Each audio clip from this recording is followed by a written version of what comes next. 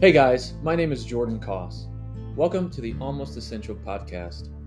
This 16-episode series is based off my final project for my Doctorate of Ministry degree at Fuller Theological Seminary. The title of that final project is Almost Essential Evangelists, Improving Retirement Asset Accumulation for Mainstream Church of Christ Pastors. In this series, we will interview 8 different specialists in 8 separate episodes. And we will also interview 2 pastors from each of 8 different regions around the U.S.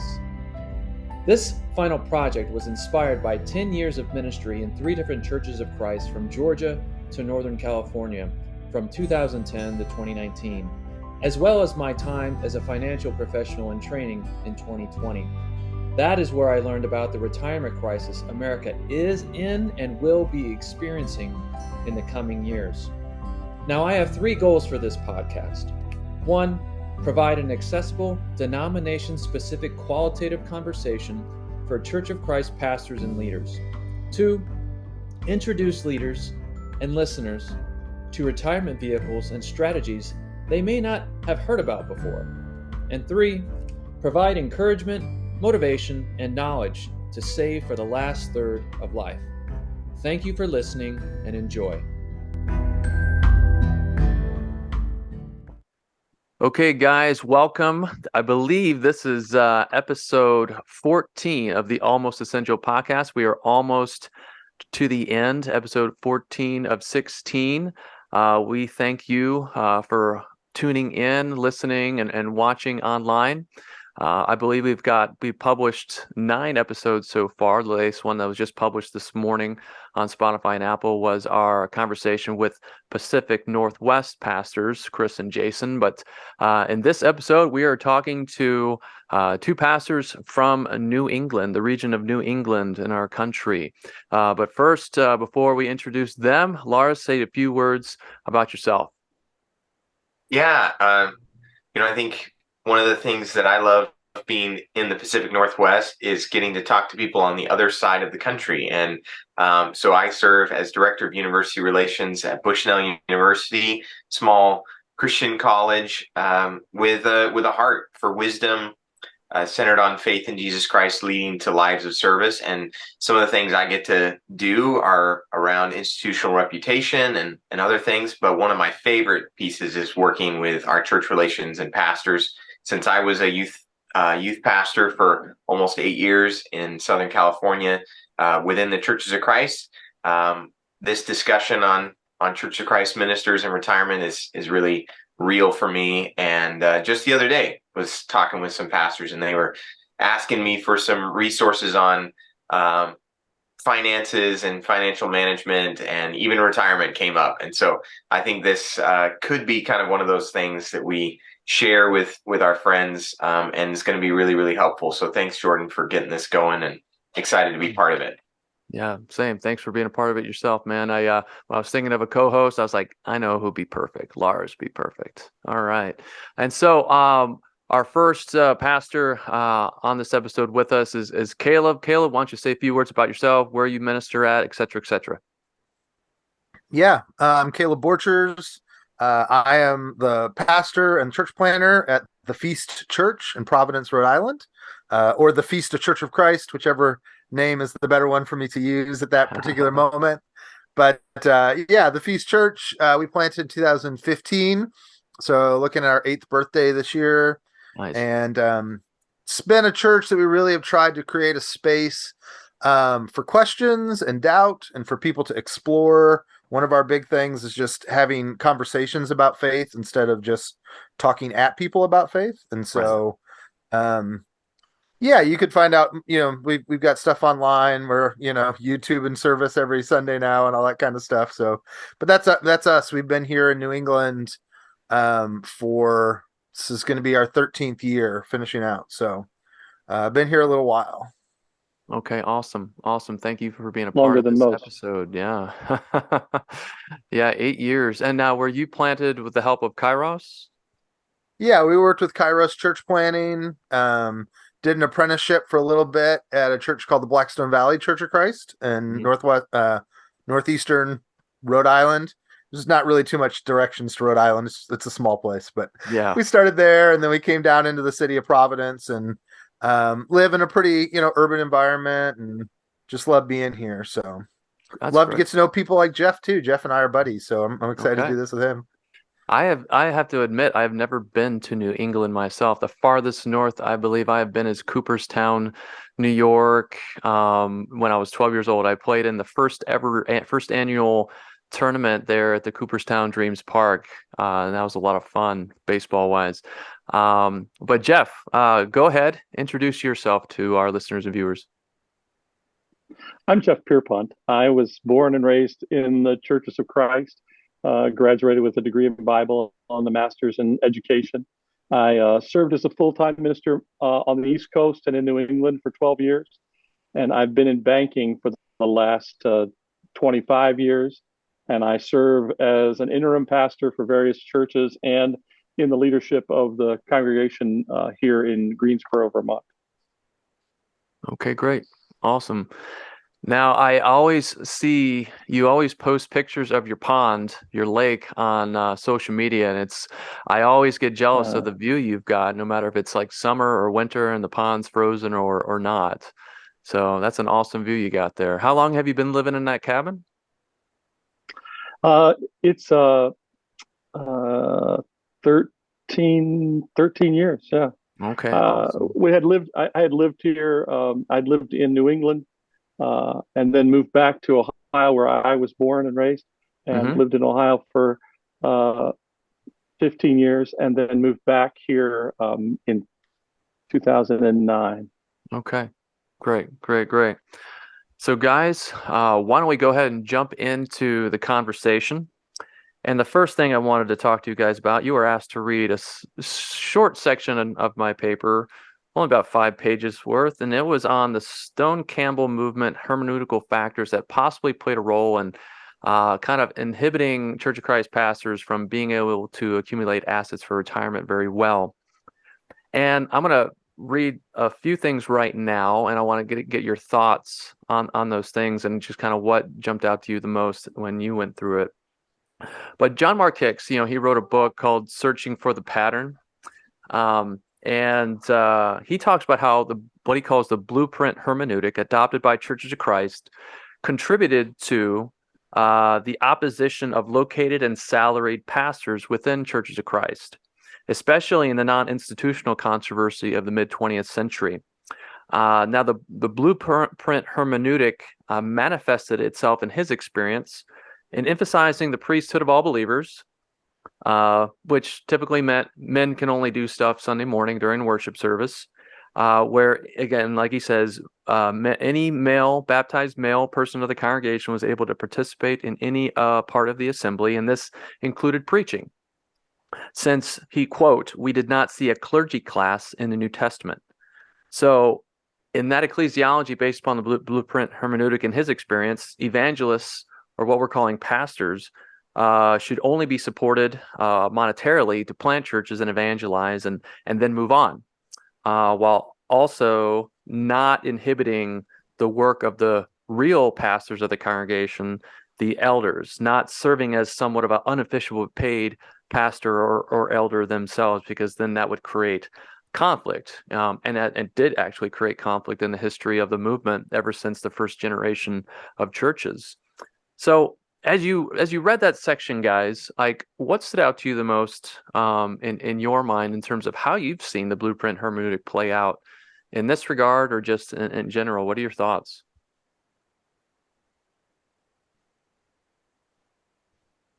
Jeff? I think one of the things that's really interesting about this is it certainly had a very huge effect for a long time. Even when I was maybe a kid, I still saw it. Mm-hmm. One of the things I always struggle with a little bit as we talk about restoration movement is how much it matters today still. And I know there are corners where it does. Mm-hmm. Mm-hmm. There are. I mean, it's been at least 20 years since I've been in a church where anybody used command, example, necessary, inference to make any sort of argument, right? Right. Now, and I was in a college town where I was at a pretty progressive church. I was in a graduate school at a pretty relatively progressive church. We planted something that's even beyond that in some ways. But it's really fascinating. It hasn't impacted my life, but I know that across the movement it has. Sure. But and that's certainly, it's really interesting as it connects to the colleges, right? Because like the closer you've been to sort of the Christian college world in Churches of Christ, I think the less this was effective. Because I remember the elder of my church in Searcy, like teaching us in class against command, example, necessary, inference. So yeah, I know. certainly it wasn't like impacting that church that much. But that doesn't mean it doesn't have roots, right? Like it is other places. And I'm sure there's places where guys wish they didn't have to deal with it. And so I think the thing that struck me most was there was a little comment in that section, as I remember, that talked about how non-localized preachers were not there because of the inferences. And then once they decided to have localized preachers, they were there because of the inferences. Yeah, and that was my favorite fascinating line. It's like the elasticity of our movement, but also the befuddlingness of it. That, you know, there's places where it's been a major hindrance and a place where it's been zero hindrance. It just kind of depends on like what path those folks kind of went down, I feel like. Yeah, I remember visiting a church before I actually went into full-time ministry. I drove up to some town, I can't remember what it was, outside of Chicago, Illinois, off of I think Interstate 80 or something like that. And I walked in the door and I saw on the whiteboard that whoever was teaching that class was teaching SINE, command, example, necessary, inference. And I was like, oh no. Yeah. Yeah. What do you think, Jeff? Well, after reading this section, I thought that yours or John Mark Hicks's analysis was pretty accurate. I think our hermeneutics has contributed to a lack of clarity around located preachers and full-time pastors. Because while we had what could be called a blueprint hermeneutic for church polity, there was no overarching church hierarchy to enforce it. Right. And so every congregation was sort of free to organize according to their understanding of what the real necessary inferences were, Exactly. Right? And that varied widely. In the last paragraph of that section, you write, the primitivistic blueprint hermeneutic has for many made a located and salaried pastor a conciliation to the exclusive pattern of the church. And if that was a conciliation, what of helping with retirement? Right. The other piece that I read, that I saw after reading that, or thought about after reading that statement, was the fact that up until the generation just before me, I don't think that preachers thought about retirement as we understand it today. Yeah. It wasn't even a glimmer in most preachers' minds. If you were a preacher, you preached all of your life. You preached up until you worked with the church, up until you were in the grave. And I know a lot of guys that did just that preached, right up until they died. And I know a lot of guys that are doing that now because they don't have any other choice. Many of the preachers that I grew up hearing in the 70s and early 80s, gave their entire life to the service of the Lord and his church. And for them, that was their blueprint. You don't stop. You don't ever stop preaching. You just continue to work with the church, whatever church will have you, and you just keep going. So I don't think that we as a church really started thinking about this idea of retirement until the late 80s, early 90s. It was certainly not a topic of Timothy Club meetings when I was studying to be a preacher in college, right? Wow. Yeah. Nobody talked about this. It is still somewhat quite new, this concept of retirement, especially since the inception of Social Security in the 30s. But that wasn't the beginning of this kind of, what we call retirement. I don't know if you read any other sections, but in terms of history, that retirement kind of became a thing in the late 19th century. instead of just beginning in the 30s. But still, yeah, it's still kind of a new concept to even think about it. But yeah, that comment you mentioned, Jeff, at the end of that section is kind of like a Kal Vachomer argument. I don't know if you guys ever took Hebrew, but the Kal Vachomer argument is like, if this is so, then this is so as well. It's like, okay, if we're having a hard time with located and salaried preachers, then how much more, if you will, are we going to have a hard time with retirement? So another thing I wanted to mention to you guys, and we've kind of already hit on it, but Hicks ironically states that in his own experience, churches still employed full-time located salaried pastors, evangelists, despite the blueprint hermeneutic. How did they do that? And like we've mentioned, expediency through necessary inference. And we've all run into the expediency through necessary inference argument, maybe less so, like we're saying, in our more recent years that the churches we're with. But how funny it is that mainstream churches of Christ were the liberals in this regard in the mid-20th century, and the non-institutional churches were the conservatives who stuck truly in this way to the blueprint hermeneutic. Thoughts on that?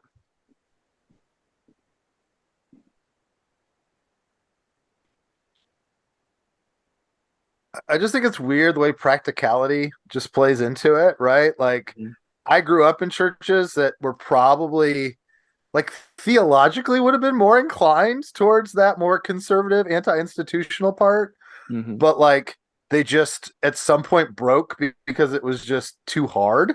Right. You know, like my mom always talks about my grandfather when there was like when there's like an orphanage debates, you know, like, can we support orphanages? He was like, well, we either have orphanages or I need to bring an orphan into my home, and we're not in a position to be able to do that. So I guess I have to have an orphanage. Like that was the way the hermeneutic worked functionally of you just got to do something. And so I just think that we are seeing that some as well now, like the, mortality rate changing, and you get people getting older and older and older, longer lifespans. That necessitates us, I think, thinking about preachers some, and the increased, amount of dementia there is in the world. Like, I think part of the argument when Jeff said guys worked forever, part of it too was, what do I have to retire? Like the guy that works down at the, the mill or at the factory, he's got to retire because his body lets out. But I just get up every Sunday and speak. Why do I have to retire? Like, my body's not going to give out like that. But as we see now that, like, you do start to lose your fastball a little at some point, and churches are probably a little more sensitive to guys losing a step cognitively, and so the way that just practically has forced churches of Christ to think about it, the necessity is the mother of invention kind of thing. Yeah. I think is probably part of this whole deal too. Yeah, necessity kind of forced, again, churches in the first gen, Alexander's own generation, to kind of shift gears based upon, here's the ideal ecclesiological ordering of things in churches, and they're like, yeah, it doesn't work. Let's hire full-time guys. And then even, like I mentioned, even Alexander Campbell came to reject the inferences that these radicalized, or these churches that kind of radicalized his teachings, or just kind of basically took his teachings on in the late 19th century and 20th century. And he's like, yeah, I don't think those are good inferences anymore. And he allied himself with other Protestant denominations and churches. And we've somehow, many churches of Christ, I guess, in the 20th century and now have somehow forgotten that, or they're like, oh, he himself became senile. So we don't listen to old Alexander Campbell. We listen to young Alexander Campbell.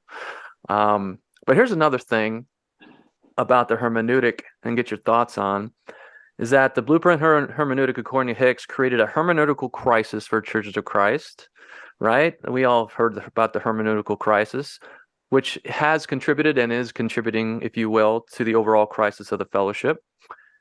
And mainly because it just doesn't make sense, and you guys have noted that. It's like, man, we could end on opposite sides of the spectrum doing the same thing with this thing, right? And this is a perfect example of it. Hicks states a primary problem of the blueprint hermeneutic is its heavy reliance on inference. And Thomas Ulbricht mentions as well that inference is the modus operandi of COC hermeneutics. Again, and I'm going to mention the same thing that you mentioned, Jeff, that again was when I wrote this, it was kind of like one of those, like, oh, I actually wrote that sentence.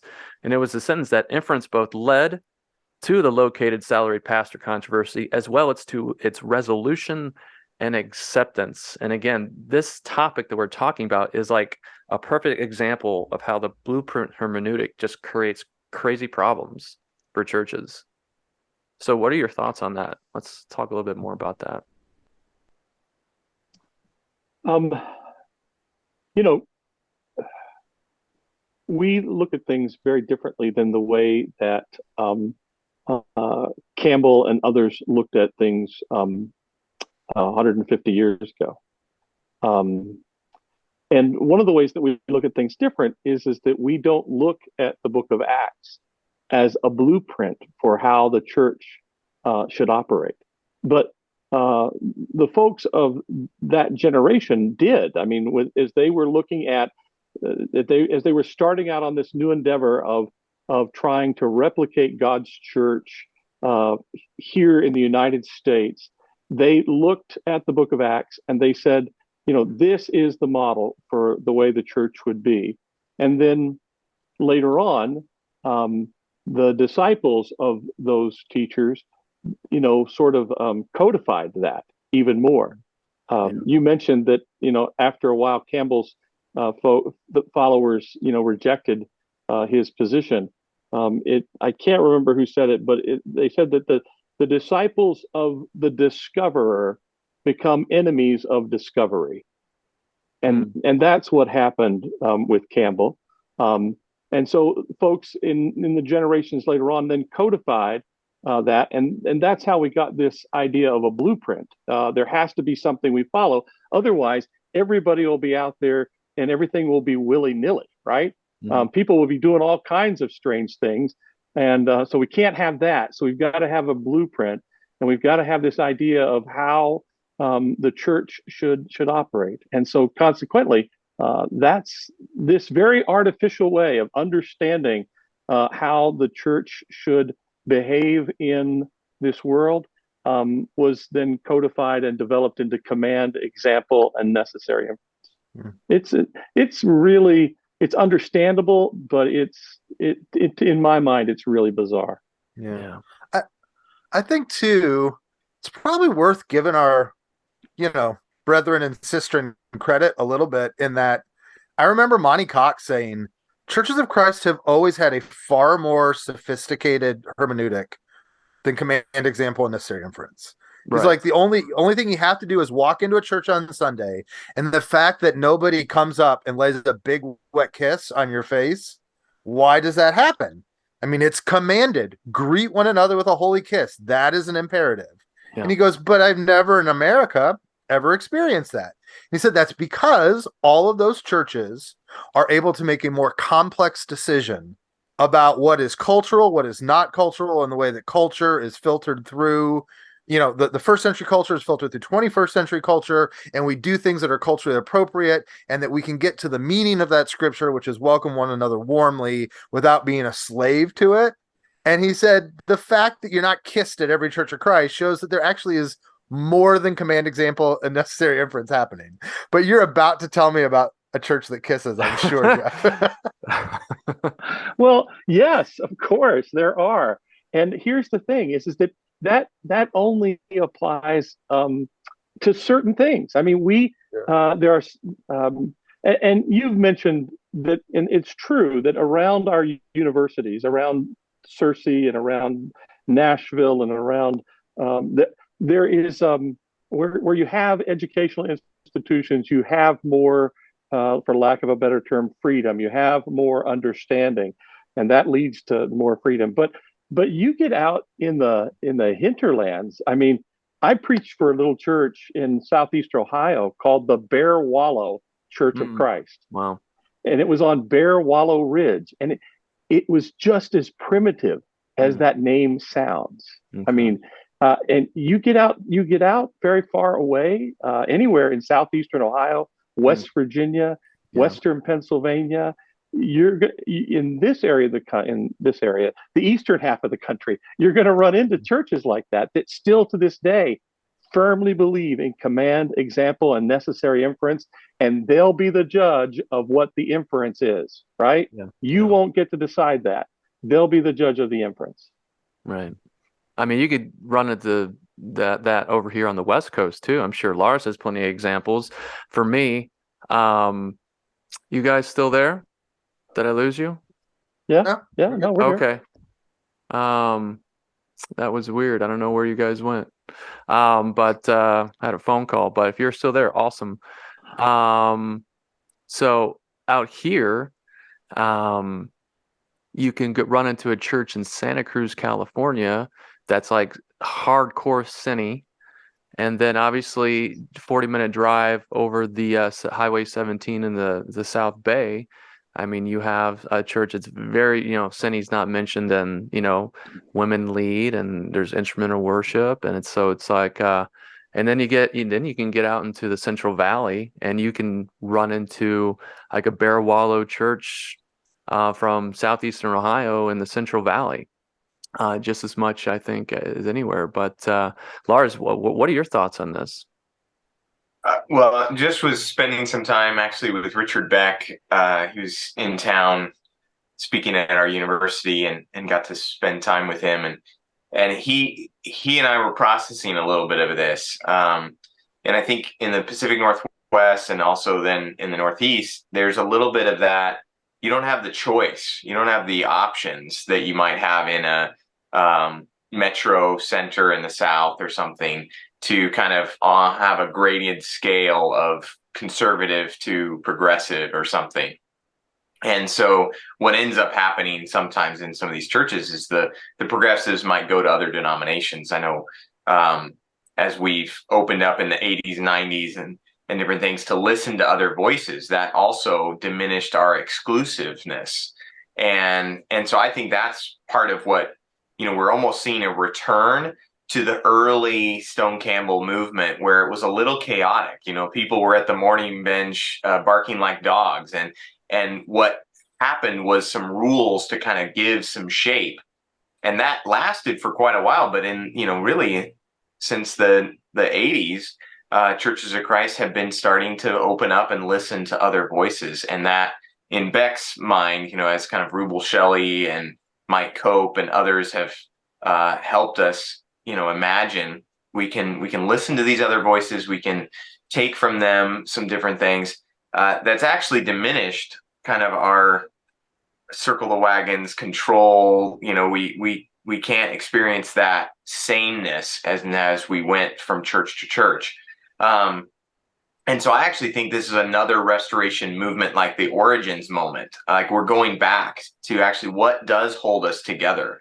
What does it mean to be Christians only, and not the only Christians, and actually believe that, and not just say that and then talk about like, well, there's probably some people who in the Christian church who count, but like, now you can find Churches of Christ that are, run the gamut. And so I think that's a good place for us to be. But we also kind of need to stick with it. Like, I feel the pull to not participate in the movement anymore. And yet I have a heart that I would love to stay within it, and to be a voice that says we can still do this and live into that deeper hermeneutic that you were talking about, Caleb, that maybe was foundational, but we let some rules, let some structures get in the way and drive some of our really creative minds.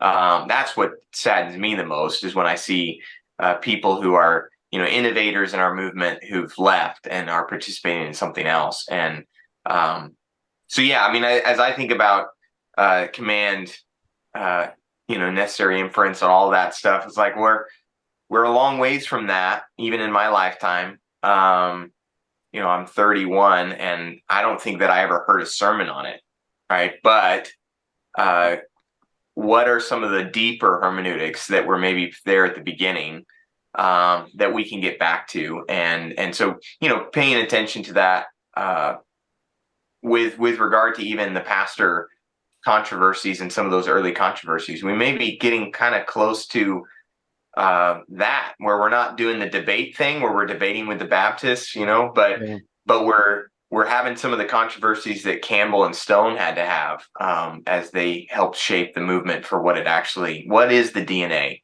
of our movement. Now that some of these things like the blueprint hermeneutic aren't going to be, what we want. Yeah. Good stuff. Good stuff. Okay, guys. So I'm going to shift to the next question unless anybody had some follow-up thoughts to that. But so question number 2, and these are the kind of brief quantitative questions before jumping into the more qualitative questions for you guys. And if you're comfortable with sharing, what retirement vehicles are you currently utilizing, and ballpark how much you think you have saved for retirement so far? As you might guess, as a banker, I have a 401k and I have a few IRAs, and I've been saving for the last 30 years. Awesome. And I started investing as soon as I was able to scrape together some money to do so. Awesome. And I have enough to retire comfortably. Okay. Yeah. Awesome. Thanks, Jeff. Caleb, what do you think? I'm thankful. I thought Jeff was going to necessarily dwarf me, but that was a very, very polite way to put that, Jeff. So, no way, babe. So my wife and I have 2 IRAs. One of them is a traditional because it was a 401k that she had from an employer that got rolled over. Yeah. And then what we use for our own is a Roth IRA. And so, we're not 40 quite yet. We've got about $50,000 put away towards retirement, which we feel pretty decent about. One of the challenges for us is that we're doing kids' college too. Right. So we've managed to do about $30K for our kids in 529 plans. That's great. So yeah, those things together make us feel like we have not yet wasted totally where we're at. And another piece, I mean, it's a little thing, but we're also homeowners, and we're great. down to only about 13 years left in the mortgage. Wow. So we took advantage of the low interest to refi our 30 into a not 30 into 15, but 22 into 15 or something like that. And so that has us, we feel pretty good about that. We'll get the house paid for faster than some folks have been able to. So that's great. That's great. That's awesome. So thank you guys for being vulnerable and sharing that information about yourselves. And so based upon kind of like where you guys understand you are at in retirement, which for both of you, it's two different places, just with, age-wise. Teresa Ghilarducci in question 3 talks about the new class divide being one's level of retirement anxiety. All right. And so we've asked this question in every episode with pastors, how would you rate your level of retirement anxiety from 1 to 10, 10 being crazy, anxious, 1 being not very anxious, but how would you rate that in light of what Ghilarducci talks about, that we're in this DIY retirement crisis right now? Yeah, I mean, I would say, I don't know, I'd be a 3 or a 4. Like, I'm just not naturally a very anxious person. And so at the very least, I don't find that being anxious about it makes it any better. So that's a piece of it. Also, for better or worse, I remember, I went back and found it this week. I remember a podcast that the 538 guys did about retirement. Interesting. And they referenced some longitudinal studies where they talked to people at different ages about retirement. And their findings were almost everyone 10 years before retirement is extremely anxious. Okay. And the vast majority after retirement go, oh, this isn't nearly as bad as I thought it was. Like, this is a very common thing. And there's a lot of debates about why. Some of it's Social Security kicking in and people not really appreciating what that is. But like, they were just showing that almost everybody, like you get 80-90%. Yes, I feel anxious when you talk to a 55-year-old. And then you talk to a 70-year-old who's retired and you get like 60-70% going, no, I live comfortably now. I'm okay. And so I've tried to use that to help give myself some perspective. Like, you're always going to feel more anxious before it happens than you will afterwards. And so I don't know. That's just something that always kind of has stuck to my brain. Well, that's good. It's good. Jeff, what do you think? Part of the reason for that is that in the first few years after you retire, say the first 5 years, you obviously are going to be spending more money, more of your retirement money. But then, because lifestyle changes and health changes, you're not, when you first retire, you might take a trip or two, to go see some things. You might, the biggest mistake that retirees make is they buy RVs. That is a huge, expense that is not, it's a depreciating item. And so it costs a lot to operate them. It costs a lot to buy them. Mm-hmm. So lots of times retirees, I think that is listed as the number one mistake retirees make. Oh, wow. Buying an RV. Yeah, it's crazy. Bummer. But your expenses go down, the older you get. You don't need, your house is generally paid for, your utilities are minimal, your kids are gone, there's just the two of you, and so you don't spend as much. Mm-hmm. And so then when you forecast out then what you've saved over, what the stock market does over an average of 30 years, you realize that, you're probably not going to run out of money unless you just haven't saved anything at all and you're just living on Social Security. For the most part, I don't have much retirement anxiety, mostly because of the ability to save and invest through the years. But with regards to this do-it-yourself retirement crisis, most of my friends and peers from my age group, which I would refer to as we're the last of the boomers. Okay. We've all been pretty prepared for this, right? Mm-hmm. We have worked in jobs that, in various professional jobs that have provided us with some method of retirement income. I still even have a couple of friends that have pensions, for crying out loud, and that's almost unheard of. Wow, yeah. But most everybody else has invested in, a 401k or IRAs through the years, and we've prepared ourselves for this. Now, the next generation coming up takes a whole different view of that, right? Mm-hmm. Some of those folks don't ever anticipate retiring. So I said all that to say, well, I forgot what my thought was. I'm sorry about that. No, it's okay. I just think that it's not as much of a do-it-yourself retirement crisis, as maybe the author is it Ghilarducci? Mm-hmm. Yeah, not as much of a crisis as she said. I've read some of the other stuff that she's written. Yeah, and there are some things that she has written that I really like. There are some other things that she's written as an economist that I think she's just nuts. The idea, well, that's with every author, right? Sure. There's nobody that we agree with 100%. She presented to the Trump administration this idea of a retirement plan, a government pension plan, where your employer would pay 2.5%, you would pay 2.5%, and the government would guarantee you a minimum return of 2%. Well, that would be on top of the 15.9% that is paid into Social Security. So this would be something completely separate from Social Security. Yeah. If I had to rely on 2% all of these years, even with compound interest, that would be, hard. It's just, it would be really rough. It would be, yeah, exactly. It would be crazy. So there's some other things that I like that she says, but I think that this is it seems to me, and I am always wrong.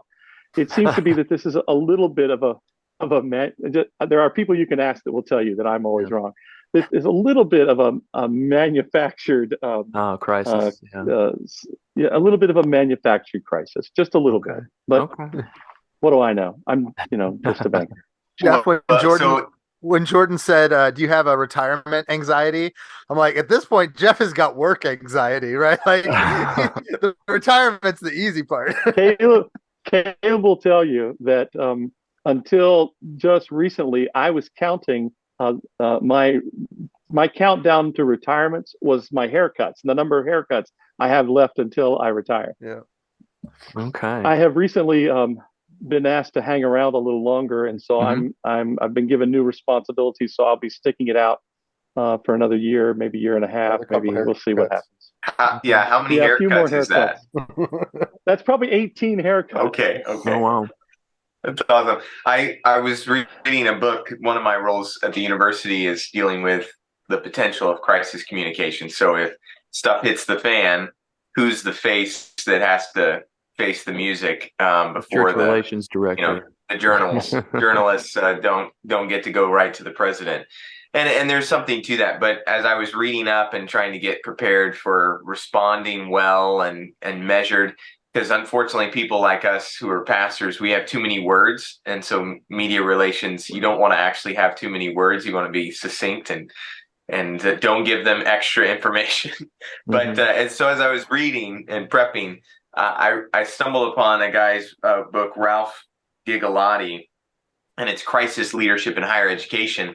But I find it really helpful even for the work that I do coaching pastors and churches, because the way we speak about crisis can actually be the way in which it generates. So if there's something that's happened, a situation that's happened, we can make it a crisis by just the way that we talk about it and address it and give it energy and focus. So in this instance, I actually kind of like the fact that Ghilarducci is creating a crisis, even if that isn't maybe as much of a crisis. And Jordan and I have observed, like a bunch of the conversations we've had with pastors, their retirement anxiety is lower. I don't think I've had a single interview person, except maybe one person, but even their response was fairly measured. Right. No one has responded to this question the way I expected. Right. Or the way in which we've come into the conversation with this, there is a crisis. Well, if there's a crisis, at least, one or two of the people that we interview should be, examples of that crisis, right? And so I think in this instance, I do like the idea of us as leaders calling attention to a crisis because of some factors we're going to talk a little bit more about later. But this idea of the third age and a pastor being more than just useful for the pulpit. And so, we've talked a little bit about it already. People staying in ministry longer than they should have because they didn't have an imagination for a retirement that was, part of the kingdom and using their gifts in a kingdom way. And I actually think that preaching and being in some pulpits, because I know some churches right now that are in like a hospice state where once the core group passes and they're all over 70, that church is no longer going to be there. Well, who do they connect best with? They connect best with someone who's in retirement age as a pastor. Sending a 22-year-old right out of seminary is not going to be good for that church. So I do think there's actually opportunities there for pulpit ministry in retirement, but it shouldn't be the necessity. And that's where I guess I like the idea of using the crisis a little bit to create a shift in imagination, even if it's a little bit manufactured. Because I share your concerns, Jeff, to some degree with some of the writing. But okay, awesome. That's great conversation so far. So let me go ahead and move on to question 4, which is, you've already kind of done this some already, but the question is, tell your story from the angle of retirement savings and being a pastor within Churches of Christ. What have you not shared with us already that you think you could say and share? So when I started as a pastor, I had very little money available for retirement savings. Nothing, actually.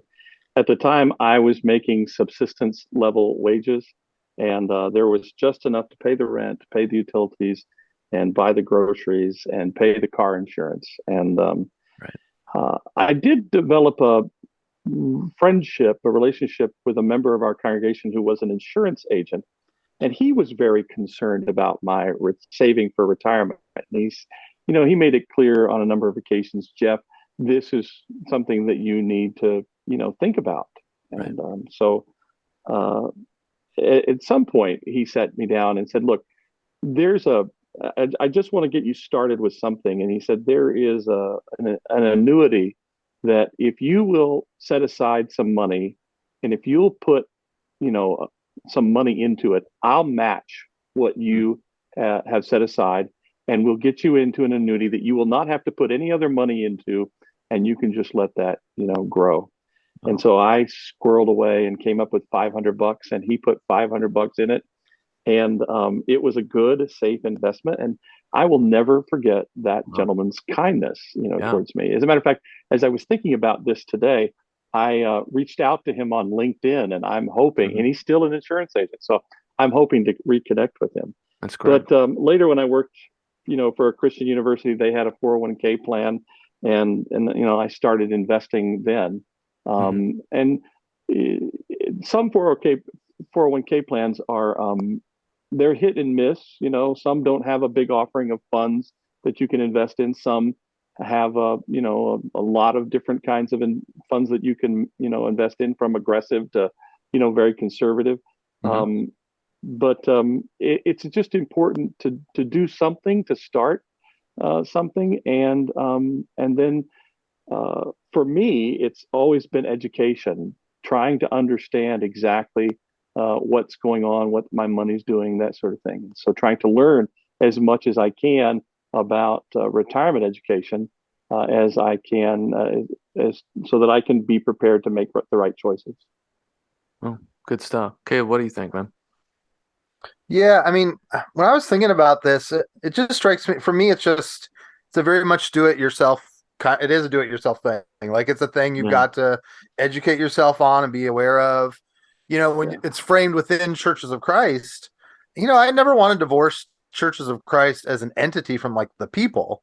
And so, like, I was really blessed. I have a dad who's a business professor, and so he taught me about stuff when I was a kid. I have an aunt who's an accountant or works in accounting and bookkeeping. She taught me how the stock market worked when I was 10 or 11 years old. I have to say something about Ken Neller at Harding. He was amazing. I remember it wasn't called the Timothy Club anymore. I think that term was passé by then, Jeff. But we had, a thing like that for guys going into ministry.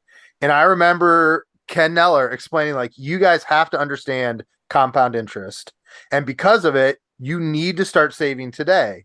And I will never forget, he gave us a lecture on never finance a car. That was his big, that was one of the things he was at. He was like, you buy the most expensive car that you can pay cash for. You save the car payment you would have had if you bought a different car. And then when that car dies, you buy the most expensive car you can afford. And he says, if you do it right, slowly but surely, you will build up until you can buy a brand new car with cash. Because being Ken, he'd done it, over his life, over a couple decades, did that system until he bought a $25,000 car. And then he told us what a terrible experience a brand new car was. But it was just like nuts and bolts. And I just remember him saying, you are not going to make enough money that you can be stupid with money. And so he sat us down and he taught us and trained us. And that's the way the church has provided for me, is people that have given me those opportunities, there was another experience we had where somebody in ministry encouraged us to talk to an advisor, and it was the opposite. I was like, this guy's a crook by the time the whole thing was done. Right. And so it's been hit or miss, but generally it's godly people sharing what they know. And that's probably not a good enough system. I think, Jordan, what you're talking about is the lack of systemic stuff. Right. But key people at the right junctures, college professors doing that with their students, that's been my experience of how it's happened, is people giving us the experience, like that guy you mentioned, Jeff. People reaching out and looking out for people is where it's happened, Yeah. Great. Lars, any thoughts? No, I think that's tremendous. I mean, the church at its best, right, is when we're connecting people together. And I mean, that honestly is what we're trying to do with this, is get people in the room where it happens, as you've said in the introduction many times. But yeah, I think that's huge. And I don't think that Caleb's little aside there at the end should be understated. Sometimes we're going to encounter moments where the church is not at its best. And so just because someone said, hey, this is my brother, or this, I've got a stack of business cards from relatives, and should I be handing those out? Right. Maybe, But maybe they need to prove themselves a little bit before I just say, hey, this is my friend, and they're selling this. So I think there's discernment needed. And who was it the other day? Blanking on the person, so I don't want to take credit for this, but they were saying the most important thing for the future is going to be discernment. Like that is the most important way in which and this wasn't a church conference I was at, and I thought that's what the church should be about too, is discerning right and wrong, and what's good, and what's useful. And so with our relationships especially, we should be hanging it out there and saying, hey, these are some people, these are experts in my life. Not everybody has to be an expert, but we should also be pretty confident that we need to discern. And that's where for me, have just tried to figure out who are the 2 or 3 people that I'm pretty vulnerable with. And I actually sign this in a course that I do, where I say, you got to go have a conversation, do your budget, pluses and minuses, what's coming in, what's going out, do your, look at your savings, and then go have a conversation with a trusted friend, someone that you can be transparent with. And the times that I've done that in my life, and those people are involved, at least once a year in conversations about my finances. That's where the rubber meets the road. And but it's not easy. We have to actually be vulnerable with them. Right. Great. Thanks. All right. So the following question is number 5. Do you think being in Churches of Christ, in your experience, has hurt or helped your asset accumulation for retirement? What do you think? Go ahead, Caleb. My answer would be, I don't think it's really affected it too much. Okay. And the reason I say that, I mean, we've got a church with a lot of young professionals. I mean, maybe they all have these great matching plans that I haven't heard of, but I think we're all pretty much, corporate America has offloaded a lot of this responsibility onto their workers. And so, like, I don't have a match, but I don't think a lot of the people in my church have a match now anymore for their 401k either. So like, I don't think I'm in that as a millennial. Like, I just think most of my comrades are in the same, space that I am. So I don't think it's made a gigantic difference. My wife, works in the secular world, and they're not providing her a whole lot more retirement wise than what I'm getting at church, so okay. I don't feel like I haven't felt like I've lost that much, but okay. Interesting perspective. Yeah. From the standpoint of ministers as a whole in the Churches of Christ, I think because we have not had any sort of overarching denominational hierarchy to organize health plans and retirement plans, I think that has hurt us to a large degree, because there would be people that would be able to not have to preach until the day that they die, right? Right.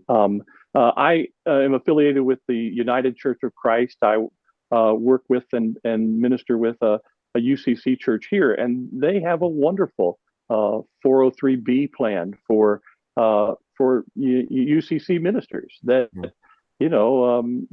it's fantastic, and they have a great healthcare program for their ministers. And there are lots of disadvantages to having a denominational hierarchy, but then there are also some advantages, just big trade-offs that we don't think about because of where we came from. As I was actually talking with our pastor today, and I said, how do you feel about in reference to this conversation, I said, how do you feel about your retirement? Because he's probably 50, he's probably 51 or 52, I think, maybe 55. Okay. And he said, I have no anxiety at all. Oh, that's a great place to be. Yeah. It's Campbell's deconstruction. Like, he looked at the hierarchy. He's like, there's too many problems, especially with money. Let's do away with it. So he deconstructed all that, what he was used to back in the UK, and he created kind of new problems as a result of that. And some good things and some bad things that came about because of his new ecclesiology for Churches of Christ. Let's see. Any other thoughts, guys, on that one? Any other thoughts? Okay, let's move on to the next question then. Question number 6, I believe, is what we're on. What do you feel are the challenges to save for retirement as a pastor in Churches of Christ? And also, what are the perceived benefits as a pastor in the Churches of Christ? Let's start with challenges and then benefits. What do you think? For the most part, churches pay a pastor what they can, and that is just not enough. I thought your information that you sent to us with regards to the Church of Christ study that James Knapp did and his conclusions, I thought his conclusions were right on the money. Yeah. Yeah. When I found those, again, those are the only 2 academic studies done that I could find, and he's even aware of in terms of retirement realities of Church of Christ pastors, and that's an issue in and of itself. It's the lack of system that we've been mentioning. But yeah, those are some good stuff. So Caleb, what do you think? I think when it comes to pastor challenges in Churches of Christ, just the things that I've seen, the one is the parsonage, right? Like the parsonage sounds so great to a lot of folks, but it kills your ability to build equity, and that like matters, like your rent going towards you every month versus going, someone else every month is a big deal. And so I think parsonages have kind of handicapped people in a way they didn't realize until they were 10 years later and didn't realize that they lost compared to their, friends that don't have them. In Churches of Christ, there was like this real boom of Social Security opt-outs. I could tell with older guys. The amount of guys I know older than me that are now ruining that or like getting secular jobs just to earn enough quarters so that they can get some Social Security and are upset about that choice. Yeah. I just think, I don't know, somebody back in 1965 was really doing people a disservice with the way they talked about that. You don't have to go back that far. Right. I'm just trying to guess ages. We have a mutual friend, Caleb, that is in that very situation. Yeah. Who's trying to work a secular job in order to get enough quarters so that he'll have Social Security. Yeah. Wow. Yeah. So I see those as really a lot of the 2 challenges I've seen that really handicapped people that are a bit older than me and has frustrated them. As far as the advantages, it's a pastor thing. The housing allowance can be a beautiful thing. Like we get our health insurance through Obamacare. It looks to Obamacare as if I don't make much money because my housing allowance isn't part of my AGI. And so like knowing the way that system works and how to take advantage of that and the tax benefits of that and the fact that you've got, the rare double dip with your mortgage interest plus, your housing allowance, those are positive things. I think my tax world is a more frustrating to fill out, but more advantageous to me world than my secular friends. Yeah. And I think that's always been the case for ministers is that, again, not having someone to help walk you through that, having to learn all of that information, that can be really overwhelming to understand the tax implications of a housing allowance or not a housing allowance. Being able to take advantage of the things that are out there that will lower your income so that you are able to get good health care. That's a real difficult thing for folks who they may be out there on their own and they have an accountant who is in their congregation who insists that they need to be issued a W-2, and it's a difficult thing. Yeah. Okay. Nice. Okay. Good thoughts. Next question then. Question number 7. What have you found to be the greatest help in general in terms of saving for retirement as a pastor? All right. So I have something. I hope it's not too controversial. So for me, it's really important you have a plan and you stick to it. But the biggest help to us is to have an interruptible plan. Okay. Because the reality is, if as a minister, the likelihood that you might get fired, it's there. And the chance that you're going to have a baby or something, like we Life have a happens. plan. of what we're going to do every month. But if something happens and we have to pause for a month, we can. And with what we have, we don't lose anything. Okay. The worst financial stuff that we got into was something that was supposed to help us and was, suggested as a plan. I still see it suggested a lot, but it required a large monthly payment. And if you missed those payments, you lost it. Like your money was gone. And you would know what I was talking about if I was not so elliptical, Jeff. Yeah. But anyways, the thing is, like, we had a baby and my wife went on maternity leave and we decided we wanted her to stay home, and that payment wasn't possible anymore. And so we lost 6 to 9 months of starting this instrument because we needed a pause and we couldn't. And I would say you need to find something that, like, what I love about making my contributions to the IRA, I try to make them every month, but if a month comes up where I can't, I don't lose a dime by just skipping a month. Yeah. And I think pastors need that ability to do that. You don't want to skip months. It's not good, but like you need something that can sit dormant for a season if you get laid off, or if the church downsizes, or, if there's some other, family emergency, or you have a baby. I just think that's a big deal, is something that can be stopped and started easily so that you can keep building what you're building. Yeah. Yeah. What do you think, Jeff? I hope this is not too controversial. Oh, hey, we like controversy. But, tent making. I mean, it is the blueprint, right? Right. If you're going to talk about blueprints, it's the blueprint that is endorsed and an honorable way to work with churches.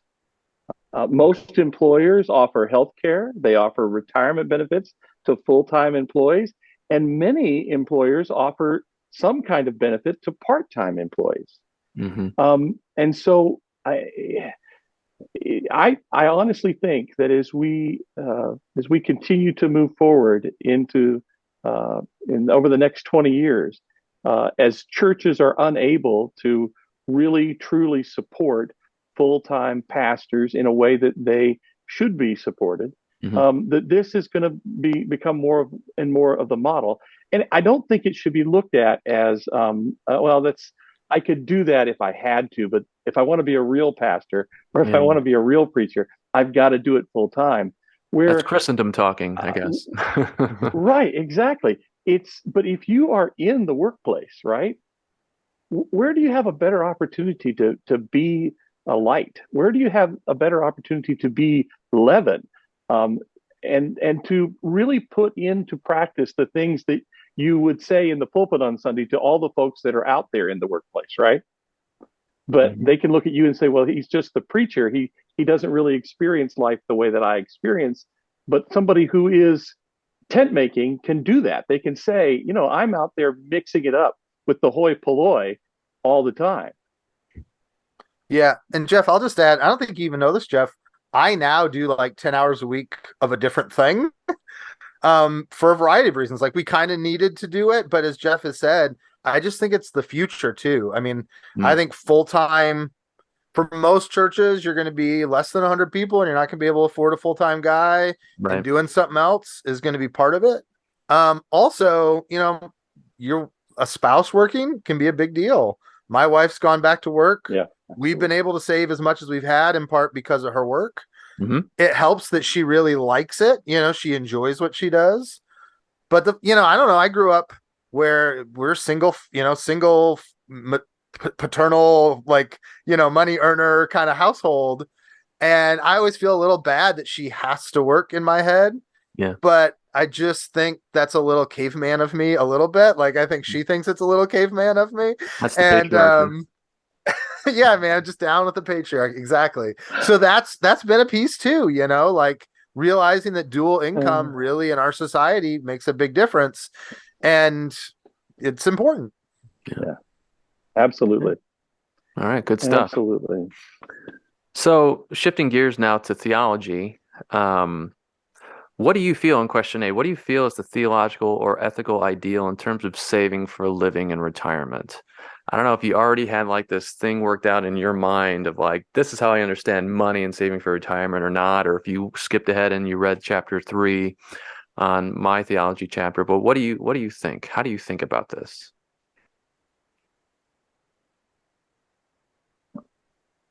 I mean, when I was younger, I didn't think I even really cared to retire, particularly in ministry, because part of it was like I could do this a long time. Like, Yeah. I talk for a living mostly, and so that should be something I should do for a while. Um, I think what has changed in my mind is not so much that I would get to a place where I wouldn't work, because I really am a believer. Like Adam worked in the garden, right? Like work is a core human thing that we do. I think what's more exciting to me is decoupling my ability to survive from the work that I do. Right? Like to me, that's what retirement is about, is taking the paycheck and the work and separating them so that I can do the work I feel God's calling me to do and not the work that's going to pay a mortgage. So to me, that sort of is theologically, ethically where I want to go. I want to someday get to a place where I can choose the work that God has called me to instead of the work that'll pay a bill. Right. And that is something I can get behind more than like, oh, I want to have a vacation forever. As I've gotten older, though, retirement sounds better. As I've aged, just in the last year or two, I've been like, retirement might actually be kind of nice. But that's the stereotypical view of retirement we're trying to teach against, man. Yeah. What do you? Well, I'm going to be on a golf course, Jordan. So just, I haven't golfed in so many years, and just particularly because it's so expensive. And it's like, man, I really wish I could play golf, man. Yeah. So playing golf in retirement does sound pretty good. Jeff, what do you think? How do you think about this theologically?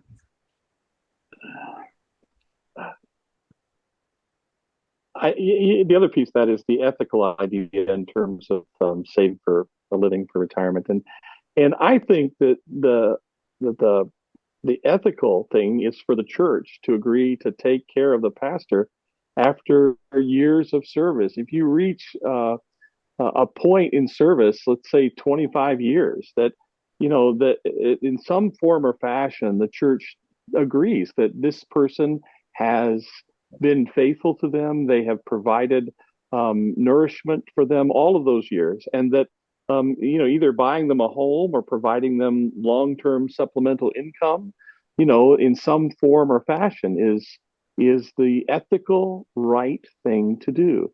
It boggles my mind. I've been a part of congregations that had a large corporate contingent of middle managers and executives that they would never work for an employer under the same salary and benefits conditions that they require somebody who preaches for them to work under, right? Right. Because that they're smarter than that, and they just would not do that. And so I think that I know of one case in where the pastor has retired and serves as the pastor emeritus at his congregation, and his church, helps to take care of him, and that has helped to ensure that his retirement will be a good one. It won't be one where he is worried or concerned. And he's able to continue to help with things at that church. He is able to read. He is able to study. He is able to write. And so, I have a yellow tablet of things that I've about half filled out, about halfway down the page, of things that I want to do when I'm done. When I'm done working at the bank, and at the top of the list is, for at least a year or two, I want to deliver Meals on Wheels, just so I can be out in the community and being of service to folks in our community. And I've got an interest in food insecurity and hunger issues, and so I want to be able to help out in that way. And drivers are desperately needed here. And so, there's a whole list of things that I want to do that, as Caleb said, it's not, I don't want to just sit around, but I want to do the things that help me, encourage me. I want to write more. I write some, and so I want to continue to do that. And so I've in the next 18 months, I'm sort of plotting out the things that I want to write about, and thinking about those things, so that when I'm ready to be done, I'm doing the things that I want to do that are service not just to me, but of the kingdom itself. Great. That's awesome. Does that answer the question at all? It totally does. It totally does. Lars, did you want to say something? Oh, I love giving some teeth to the vision of retirement, right? So how you're seeing the resources that you have, your passions, what you care about, and your capacity, your physical capacity, and then your time capacity.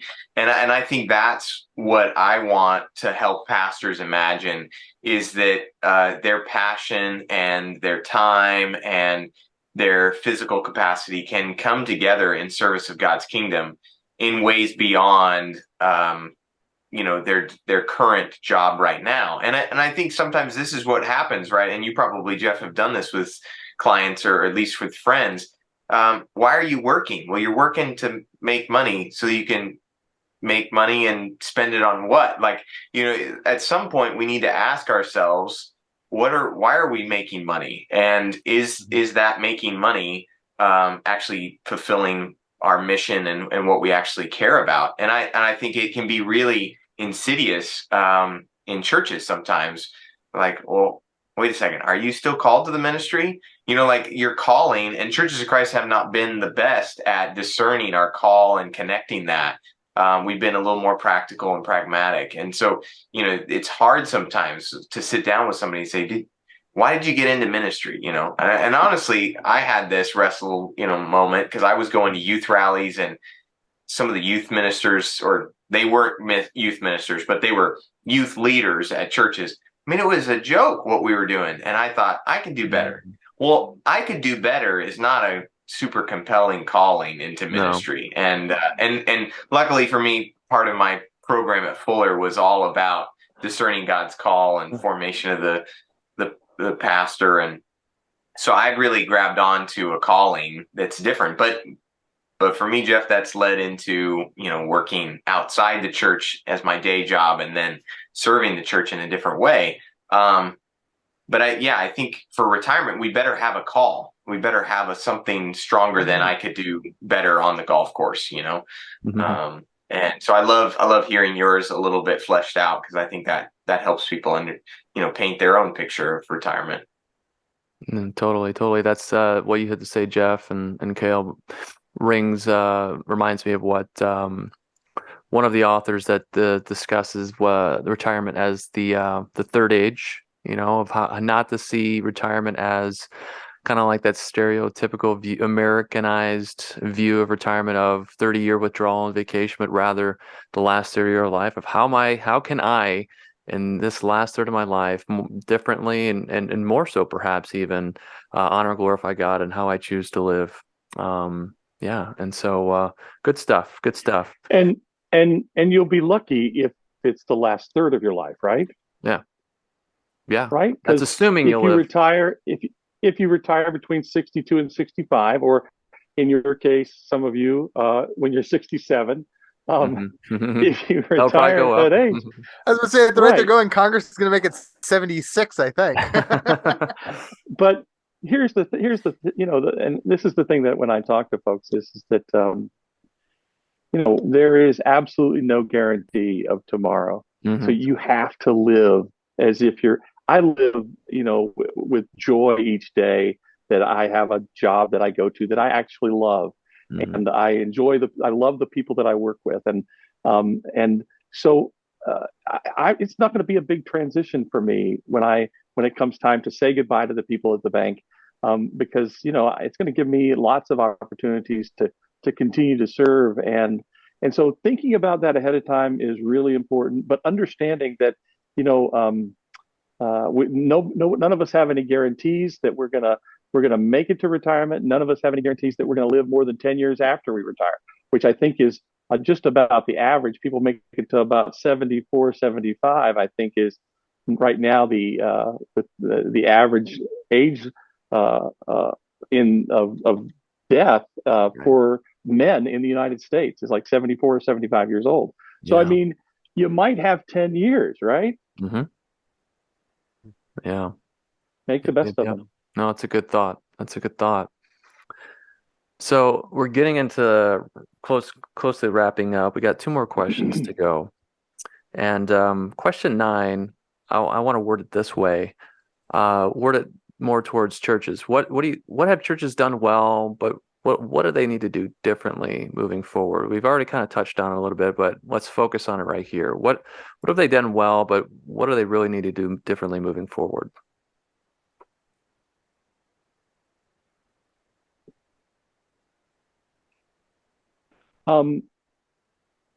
The terms of service should be spelled out clearly, and I hate to even say it, but they should be spelled out contractually, and the churches take responsibility for whatever portion of a pastor's retirement that they can.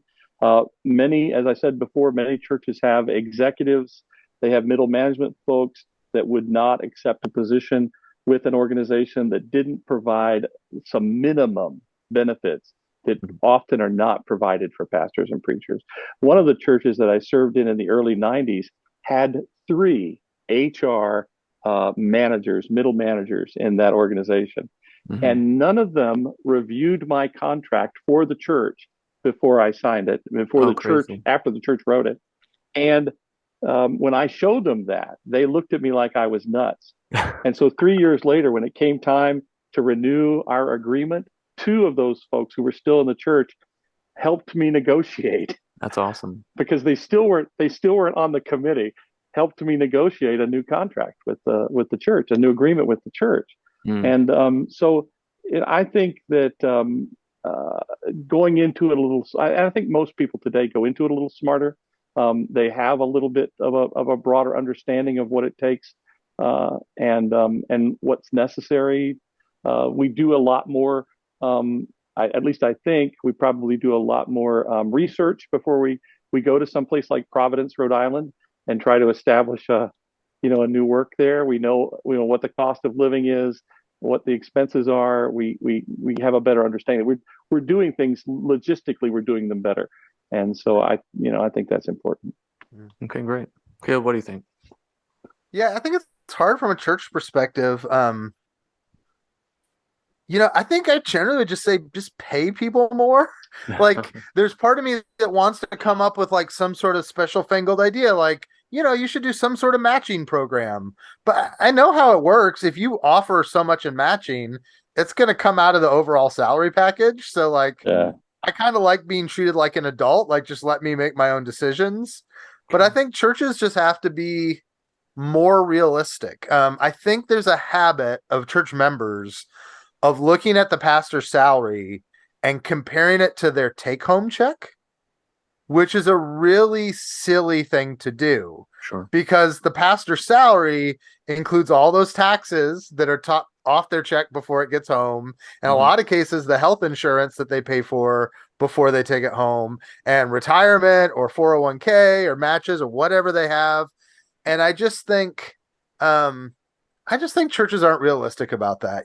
Like, they don't realize that we're giving this guy one salary, and that's everything. That's housing, that's income, food, that's retirement, that's health insurance, that's kids' baseball cleats. I just don't think churches are realistic about what that is. Yeah. So, okay, good thought. Lars, anything on that one?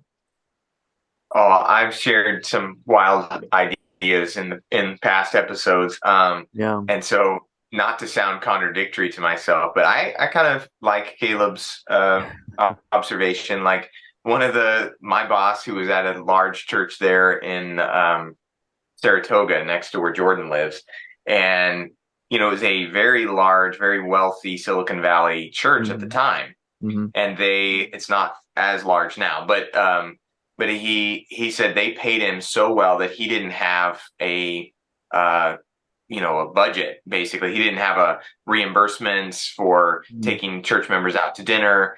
They just paid him so much that they wanted him to be able to take people out to coffee and to dinner. And to invite people over to their home and to feel like they could host people without it being a burden. Yeah. And, a lot of the times the churches I served at is like, what is that budget? How big can I make that budget? How can I use different, youth group budget for this and, different things, and my minister housing allowance and all these different things to kind of eke out a way in which to be hospitable.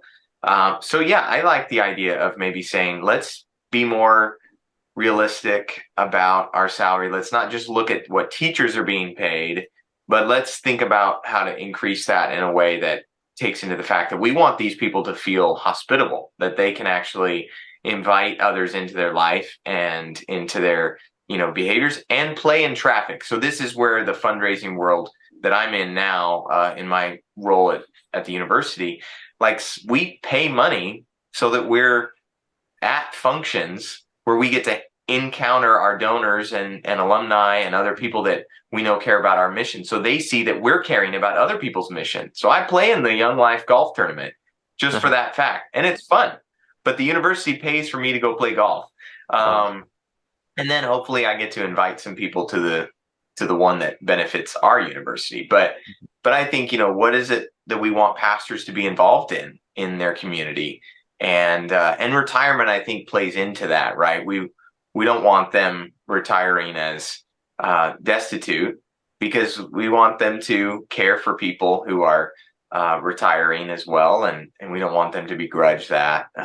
So yeah, I think that idea of kind of, we can be big people and make decisions ourselves, and but I also like some of the other crazy ideas that we've talked about. So Caleb, maybe you'll have to listen to a couple of the other episodes and give us some feedback, because we had some matching ideas and some other things that were, I think interesting. And I'm hoping that as this project comes to a close, that some of the stuff Jordan and I get to do after this is to kind of articulate some of these ideas for churches and pastors that are, maybe repeatable for some of those churches that are kind of lone wolves. So that, Jeff, right, the same idea. It's like your HR professionals. Don't you wish that they had created a white paper that the church could have used as the starting point? And that's where I think some of these retirement ideas, it'd be pretty easy to articulate something that other churches could use as a starting place. Yeah. Nice. Good thoughts. All right. So final question, as we wrap up. So what would you tell a new pastor or pastor in training about saving for retirement while in ministry before they make the dive in? Caleb said it earlier already, and that is that, compound interest is everything. It's attributed to Einstein, but I'm not sure that he said it, but he said that compound interest is the eighth wonder of the world, and he who understands it earns it, and he who doesn't pays it. So start saving even small amounts, squirreling away, something in a sock until you get enough to put, into the bank, whatever it is. Just start anywhere. Just start saving a little bit, and and then getting it into something. As we said before, the important thing here is education, and so having an investing strategy is important. Having a plan, like Caleb said, is important. Early on, I started reading everything that I could, and one of the places that was fantastic then and is still an incredible resource is Vanguard Investments. The information that they have out there for the first time, just getting started. You've only got $1 to invest, $1. They'll get you started, and they're absolutely the best in retirement savings education. And for someone who wants to control their own destiny with regards to their retirement funds, I would absolutely recommend going out to the Vanguard site and looking at what they have, and just within a minimal amount of money, you can start, putting some stuff away into, very safe, very good funds that will, that are fantastic, that are that are broad in and of themselves in the things that they're invested in, so that, no matter what the market fluctuations are, you're still gonna earn something. Okay. Got it. Awesome. Caleb, what do you think, man? Yeah, I mean, the two things I've got, uh, again, I feel like real old fashioned with this, but real estate matters, like owning a home. Mm-hmm. We put 25 to 33% of our income, most of us, into our house. You can really get in trouble if you buy and sell at the wrong time. But generally, if you buy a house, at the very least, that mortgage payment is kind of a savings account payment, Yeah. Mm-hmm. and at the best, it's an investment, and it's an investment versus throwing something down the toilet if you rent. And so I just think that's really big. It allows you to, and I know down payments are hard and all that stuff. That would be an idea. A church ministry that helps provide down payments to ministers so they can buy instead of rent. That'd be huge. But anyway, I just think it's a big deal for overall wealth accumulation and assets to own a house. And for us, our house will be paid off, God willing, by the time we're about 50. And that gives us then another 15-year run to then put a lot more money away for retirement. You want it on the front end, but I don't know. I think it's a big deal. And I think the other thing is kind of counterintuitive to these conversations. I think we really should be better about living simply too. Like we always talk about how you build the nest egg on the back end, but if you learn how to live on less, it helps with like both the supply and the demand squeeze of retirement, right? Like there's more money for retirement and you need less on the back if you just live simply. And I just don't think that when we talk about this stuff, there's enough discussion about downward mobility, downsizing, don't get any bigger of a house than you need. Our kids always feel like they're cramped. Too bad. Like we have plenty of house for them, just the nice enough car. Like I was talking about earlier, like those sorts of things are spiritual disciplines that help you be a better person, but they're also going to make saving and then what you need saved for both to be so much easier. Like it just lowers the level of difficulty if we just learn to be simple people that don't need as much. And that's the thing I wish I did better, right? Like that's the big growth curve. If I could learn to be a simpler man in 20 years, retirement's going to be even easier and better than it would be right now, Yeah. I feel like I have a very minimalistic personality and lifestyle. And living in the Silicon Valley, driving every day next to Porsches and Teslas and you name it, it's kind of like, whoa, very stark contrast. And so, but that's definitely for Christians in the Silicon Valley Bay Area, it's kind of that's a struggle, I would say, living around so much wealth. Yeah, but those are good thoughts, man. Good thoughts, guys. Lars, do you have anything that kind of building off of what they just said in terms of what you think we should say to pastors who are preparing to go in the ministry?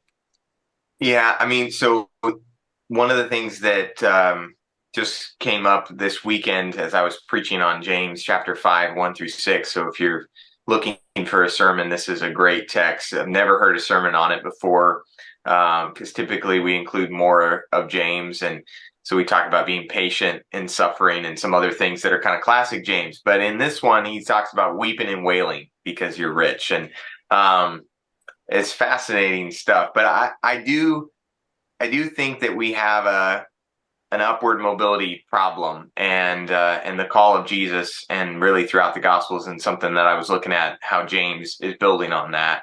It's kind of a forgotten thing that Jesus seems to say over and over again: get rid of, sell all your possessions, weep, woe is you, and don't be afraid, little flock, in Luke 12, I think it is.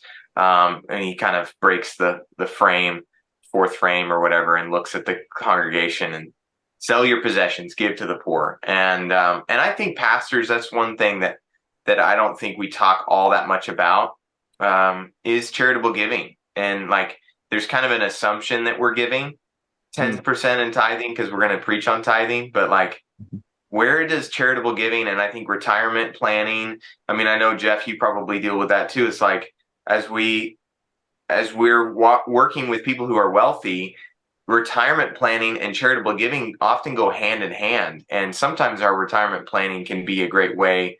If you have a 401k or an IRA and you have to take the distributions, the required distributions when you reach a retirement age, 72 or something like that. 72. That can be a great way to give. Well, churches don't often tap into that because we're not often talking to people about anything beyond their weekly tithe. But I think that's something for pastors to think about too. As you're saving, as you're thinking about your compensation early on in the compounding interest, that's also going to be a vehicle for you to give and to be part of charitable giving. And so if you haven't thought about how you want to give, not just of your time and efforts, but of monetary things, and I think retirement planning and some of these other saving things, you got to get started on at some point. And like Caleb was saying, live simply. If you aren't giving something away now, you probably won't give something away. You'll just continue to build a more complicated life that spends all that you make anyway. So yeah, we've got to start giving some percentage now to learn those habits so that later we can give, the same percentage, but a larger amount that's significant. So that's something that I think, again, my fundraising experience that I never thought I would be in has taught me some things that I wish I had known earlier in ministry. But now is the time to start. It's like best time to plant a tree 20 years ago. Next best time is today. So let's do it today. All right. I would totally agree with both Lars and Caleb about living simply. However, I will confess that there was a time when I loved a beautiful car. I just, and you're going to laugh, but for me, the prettiest, the most beautiful, the coolest car I ever had was a 1984 silver Oldsmobile Tornado with a leather interior. It was a coupe, 2-door. Oh, it was a fine automobile. But I will tell you that your values begin to change. And so today, my work car is a 15-year-old Tacoma, the Toyota Tacoma pickup truck with 200,000 miles on it, right? Yeah. Because it gets you from point A to point B and back again with the least amount of investment, right? And the least amount of upkeep. So, right. Go ahead. Yeah. I was just going to say, I've got a 22-year-old Nissan Frontier truck that's a 2-door. And right now my kids are squeezing in the back in those bucket seats that sit sideways. I'm like, I really want a newer Toyota Tacoma 4-door truck to help take them camping. That's what I have. Other things. Okay. Yeah, that's awesome. What were you going to say, Caleb? I was just going to say, Lars, I think you pointed something people don't think about, but like that giving muscle and the savings muscle are not that different, right? It's like giving up something today, either for someone else or for something down the road. And I think people who are good at saving are probably pretty good at giving, and people who are good at giving are probably pretty good at saving. And so like the way that connects, you ask, what do you do at the start? In college, they taught us this again. And like, I'm so glad we did it. When we got married, we said 10% we're going to give. But then every time we've gotten a pay raise, it's a little more. So at first it was like 10% plus $10, right? And then another pay raise, it's 10% plus $20. And then maybe it turned into 11%. But like, like if you learn how to just do that, it's just boiling the frog, man. Like the way that we were able to give what we give is just that we started young when 10% of almost nothing was, almost really nothing. And if you do that early on, like it's so much easier than to live 10 years without giving. And then all of a sudden you're going to jump to 10%. That's impossible. You have to start. I mean, it's not impossible. All things are possible with God, right? But like it's just start early. Like if you're young, that's a huge thing. Start both the savings and the giving. Do it early because you're not 10% of that crummy paycheck is not that much. And so it helps you figure it out early, Mm-hmm. All right. Well, hey guys, thank you very much for jumping on here and having this discussion with us tonight. I know it's getting pretty late out there on the East Coast. Oh, it's only 7:40, so you're not doing too bad. But thanks, Caleb. Thanks, Jeff. Thanks, Lars, for recording this was 14th episode of 16 here on the Almost Essential podcast. And we thank you guys for listening and watching as well. We hope you find some value in this series of podcast episodes that we've created but to help Church of Christ pastors with accumulating assets retirement, but hopefully not beyond them, just also church leaders and anybody in general listening along. So guys, we will see you next time in episode 15. Until then, we'll see you later. Bye.